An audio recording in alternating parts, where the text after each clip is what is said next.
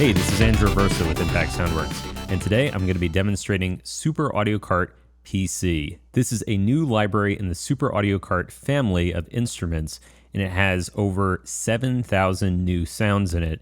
These were all sampled from classic computers and classic sound chips. We've got the Amiga, we've got trackers. In this case, this was a tracker recorded through an Amiga computer.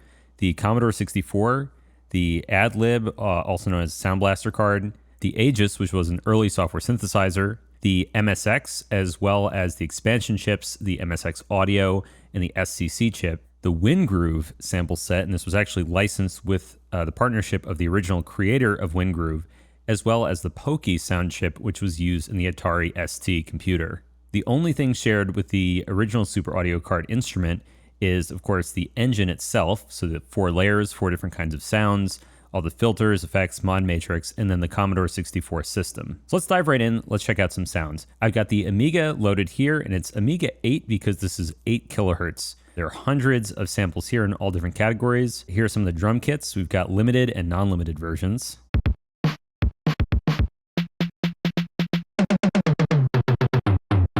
These are some awesome, very crunchy sounds when they're put through this computer, its sound card. Again, this is not emulated, but this is all recorded through the original hardware.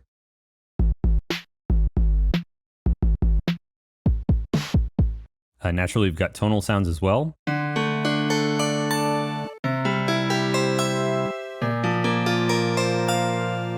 If we go into some of the layer settings, we can adjust the envelope for any of these sounds on a per layer basis, just like the original library.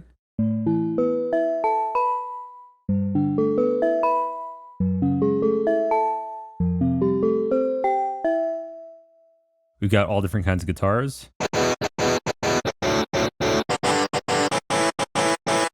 Naturally, a lot of these sounds are very retro, they're very lo-fi, but that's the beauty of the library, is that these are all the sounds used in so many classic soundtracks. But if I go to the snapshot list here, you'll see that we actually have a ton of different possible sounds. For example, if we go to some of the keys,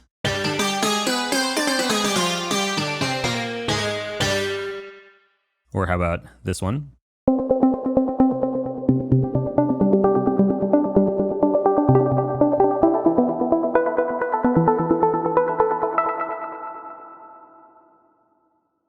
Or we could go to some of the really beautiful pads that we have here.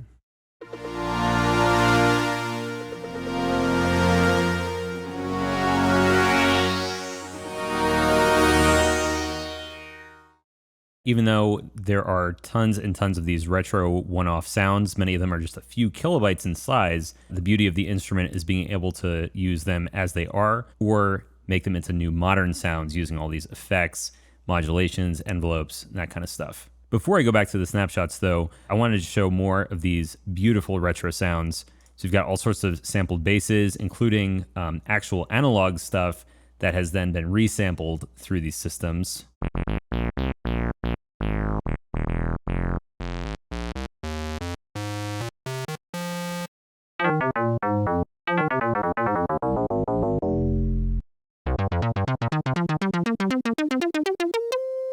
There's also a lot of really cool like hits and song chops, which you heard in a lot of these retro demo scene tracks.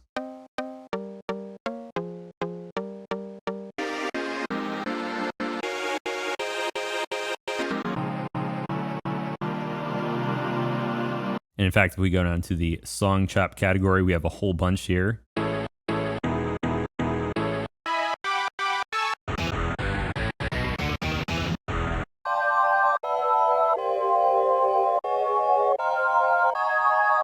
There's just so much inspiration to be had from some of these chops. And then we have the tracker, which was running on an Amiga, and it resampled the sounds in a different way.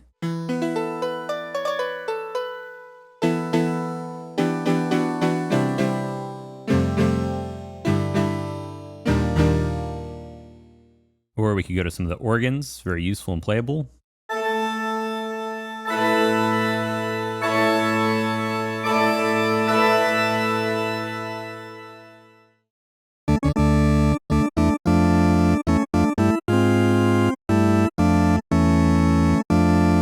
Moving on, we have the AdLib, or Soundblaster. This was FM synthesis at its finest, and this powered some of the most memorable soundtracks.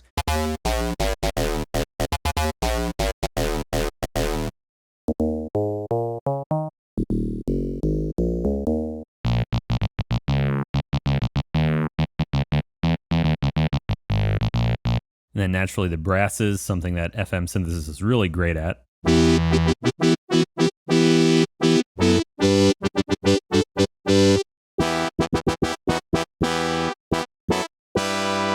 So this sound in particular really reminds me of just so many games I used to play.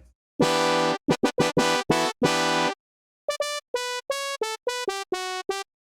we have drum kits that were sampled again through the Soundblaster.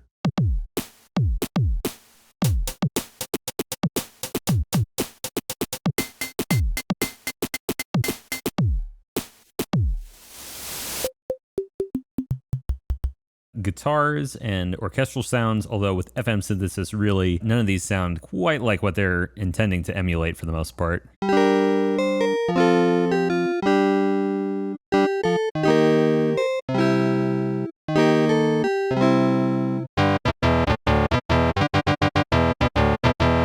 Yeah, I guess I can kind of hear it, heavy metal, but it's a cool sound nonetheless. And of course, electric piano sounds and keys, something that FM was very good at.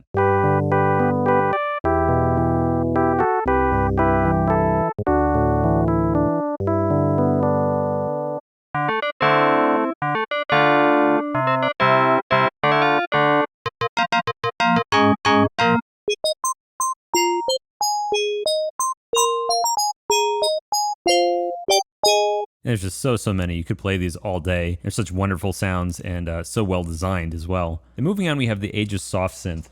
And this one is definitely one of the earliest digital computer synths. And this also was running on the Amiga through the original hardware.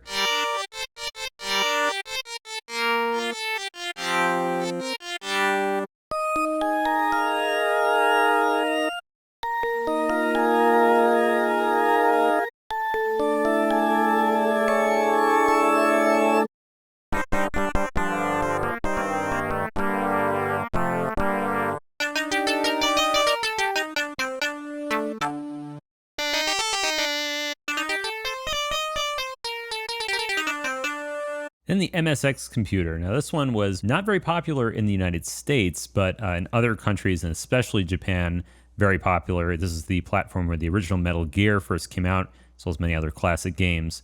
This one had FM synthesis too, a different sound chip. Then it also had two expansions, the MSX Audio and the SCC.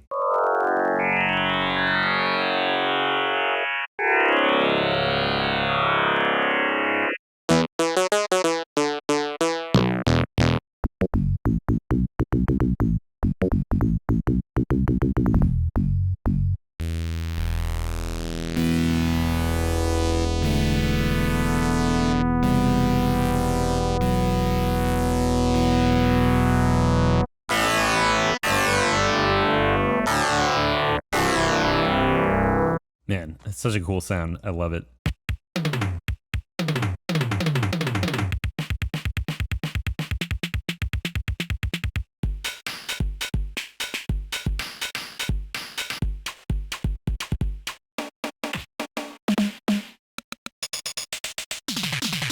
Then we have the SCC, and this is more of a traditional synthesizer, not FM based.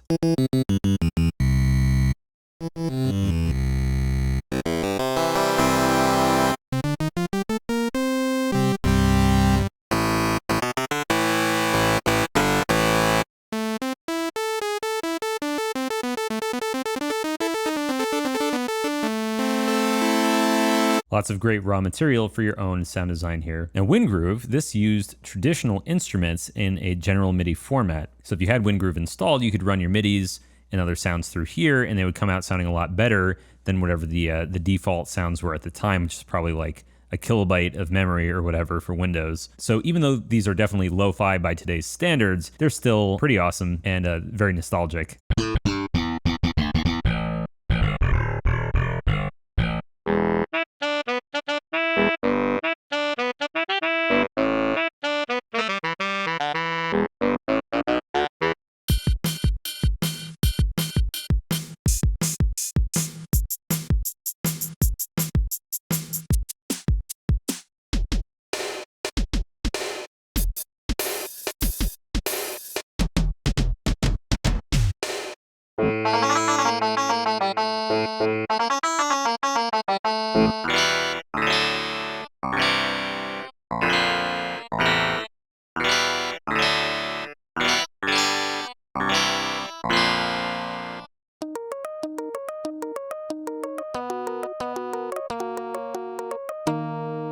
And last but not least, you have the Pokey Soundchip. This one is very crazy. It essentially did primarily pulse waves and kind of noise, and many of the sounds that come out of this are just wild, very interesting stuff. So you get your traditional pulses for sure.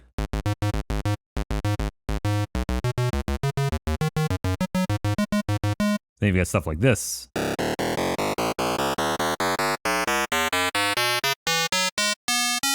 And all the various effects.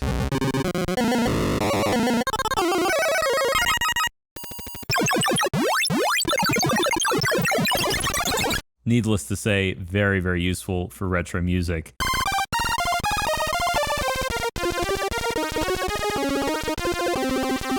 Now, I won't go into too much detail about the engine here. You've got multiple envelopes, you've got portamento, legato, vibrato, all that important stuff. You can have up to 4 sounds at the same time. So, for example, if we just enable these layers.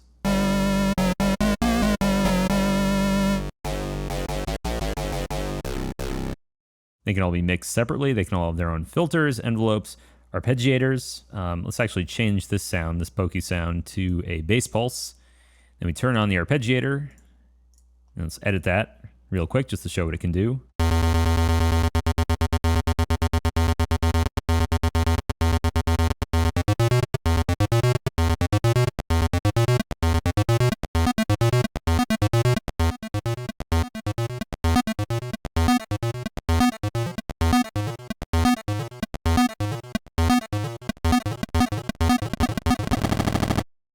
This is a super powerful tool, as you can definitely see. Full control over the pitch, volume, length for each note, as well as panning, cutoff. So if we turn on the pan table, we can turn this sync down to, let's say, dotted eighth notes.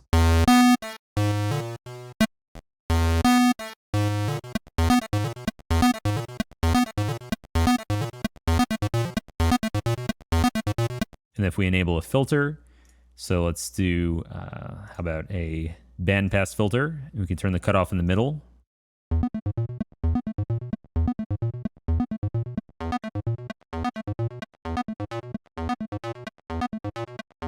And if we reinitialize the patch real quick, so we also have effects racks per instrument. So right now we have the C64 Pulse on. Let's pick a different sound, like maybe a WinGroove thing. You can turn on the delay.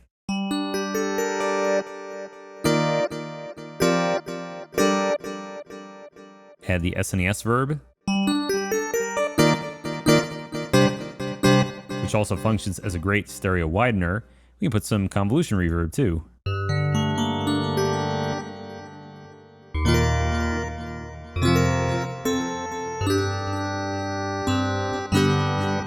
Now all of a sudden this very retro electric piano sound can actually start sounding pretty decent, which, depending on what you're going for, might actually be the opposite of what you're going for with these kinds of sounds. We have this modulation matrix, which is super powerful. We've got envelopes, CCs, LFOs, modulation tables from the arpeggiator, as well as constants and key switches, which can all be mapped to just about any control in the instrument, everything from vibrato amount to the XY pad, filters, EQs, effects. But now I just want to go through a couple more sounds here. These are snapshots, some more modern sounds.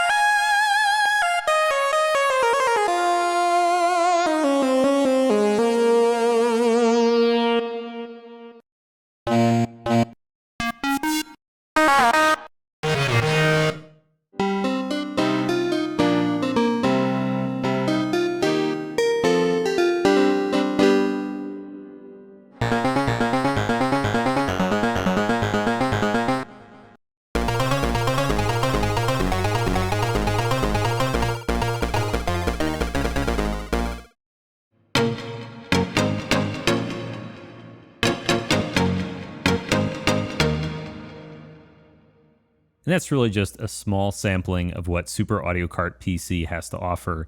In total, there are over 1,000 retro and modern sounds. You can pick up Super Audio Kart PC now. It's compatible for Kontakt and the free Kontakt player.